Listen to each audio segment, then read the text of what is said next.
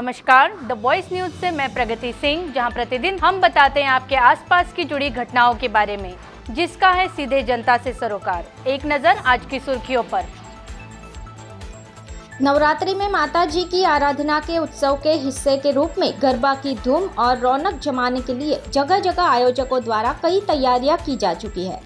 ऐसे में खिलाड़ी कैसे पीछे रह सकते हैं। राज्य के गृह मंत्री हर्ष भाई संघवी ने भी गरबा प्रेमियों और साथ ही व्यापार के लिए जनता के बारे में सोचा है। तब खिलाड़ी भी गरबा की धूम मचाने और नए नए स्टेप के साथ डांडिया के नए स्टेप और नए संगीत के साथ तैयार हो चुके हैं। साथ ही आने वाले दिनों में बच्चों की बोर्ड परीक्षा और नौकरी पेशा वर्गों को ध्यान में रखते हुए खिलाड़ियों ने क्या तैयारियां की है, चलिए जानते हैं गरबा प्रेमी खिलाड़ियों से। મારું નામ મોક્ષા છે। બહુ જ મજા આવે છે કેમ કે અમને અલગ અલગ પ્રકારના ગરબા દોડિયા શીખવા મળે છે। અમને 16ના દોડિયા શીખવાડ્યા છે, 10ના, 6ના અને અમને બહુ જ મજા આવે છે કરવામાં ચિરાક્ષર સાથે।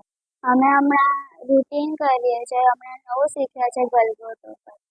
અમે બહુ જ ઉત્સુક છે અને અમે ફૂલ જોશથી અમે પ્રિપરેશન કરીએ છીએ।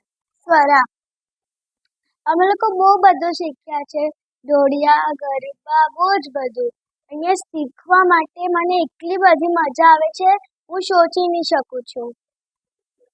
બહુ જ બધું નવી નવી ટાઈપનું અમે લોકો શીખ્યા છે, જે અમને લોકોને એટલી મજા આવે કે અમે લોકો એકદમ ખુશ થઈ જઈએ છીએ।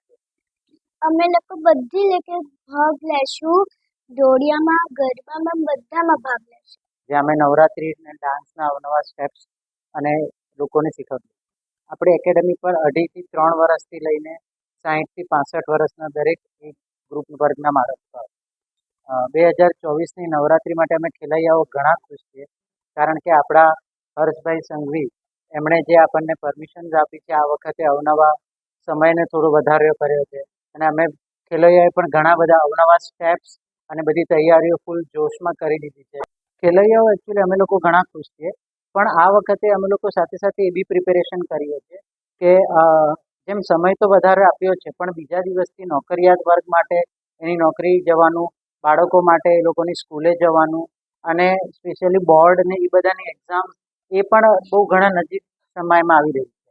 એટલે અમે લોકોએ પોતે જ સાવચેતી રાખીએ છીએ કે અમે જે 12, 12:30 સુધી જે બી કંઈ રમતા હોઈએ, અમે અમારો એક ટાઈમ કે જેથી બીજા દિવસે અમે પોતાના કામે પાછા વ્યવસ્થિત લાગી શકીએ। નોકરિયાત વર્ગ હોય, બાળકો હોય, एग्जाम આપવાવાળા હોય કે બોર્ડના સ્ટુડન્ટ હોય। दी वॉइस न्यूज के लिए वलसाड़ से ओलिवर ठक्कर की रिपोर्ट। खबरों में बने रहने के लिए तो वॉइस न्यूज को सब्सक्राइब करें और बेल आइकन दबाएं।